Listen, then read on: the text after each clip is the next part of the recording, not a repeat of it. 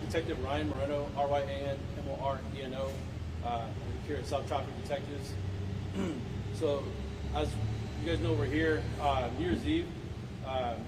Just to give you some quick backstory real quick, probably an hour before midnight, we're sitting here and kind of just waiting for this past year to get over with because it was a pretty bad year for us back here.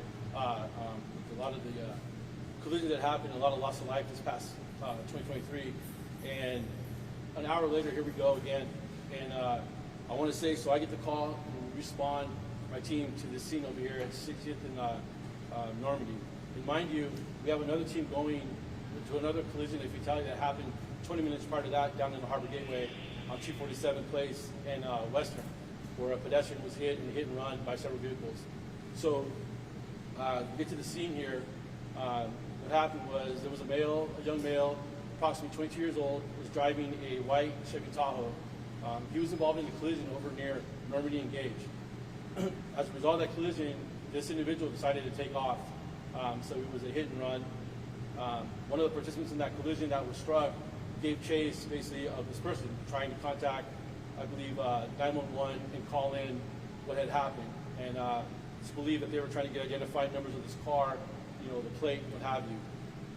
So as some of these videos are surfacing, you guys are probably seen some of them on social media. The white Tahoe is driving pretty reckless around the neighborhood over there in the Normandy Gage area. At some point, both vehicles end up on 60th Place, traveling westbound. They're going at the Tahoe's going at a extremely high rate of speed in the residential. As he approaches the stop sign, he continued with his speed and blew right through the stop sign westbound at Normandy. Unfortunately, the family of four was traveling southbound at that time in a smaller sedan, and they were struck on the driver's side, basically T-boned. The collision was so violent and so much force that it sent that vehicle onto the southwest corner of 60th Place in Normandy, knocking over the street sign, the fence, and basically ended up coming to rest just near like a dumpster in a parking lot too. I believe it's like a lumber or utility store. Pretty much at that point, some good Samaritans that happened to be right there in the area that actually heard the collision, and which described by most of them as it sounded like an explosion, went into action and tried to help and do what they could. It was said by some that the sedan was smoking, and they feared that the car was maybe going to be coming up in flames and possibly blow up.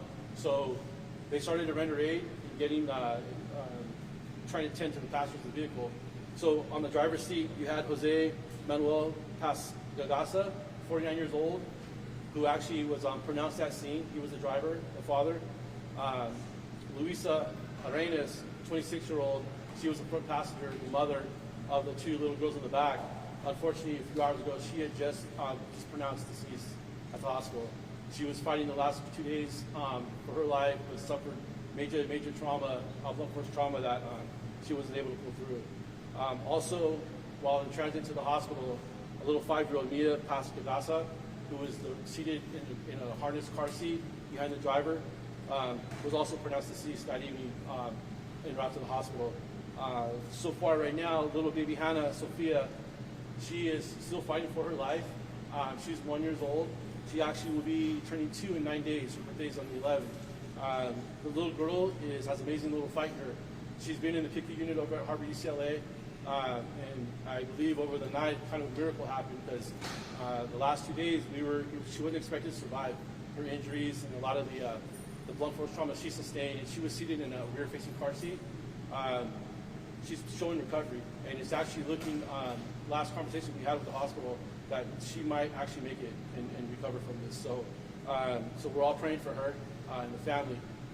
One of the challenges presented to us with this case is this family is not from here. They're from Colombia. They've been here a year, and we're trying, first off, to try to identify this family member.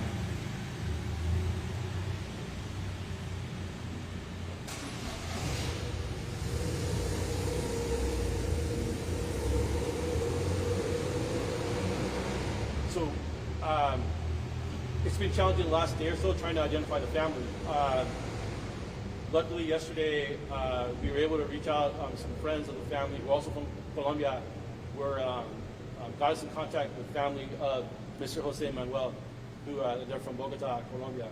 So that kind of started the ball rolling. We're trying to identify everybody here in this family. The other issue is there's really no family here right now in the U.S.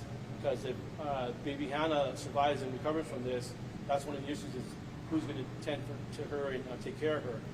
We don't know the outcome yet as far as what kind of, if she does get released from the hospital, what kind of struggle she can have ahead of her, what kind of fight she's going to have, therapy and those kind of issues. So that's all in the works right now. But the good news is that we've actually started making contact with a lot more family, extended family of this family that suffered this tragic loss. So, like I said, we're still working on that.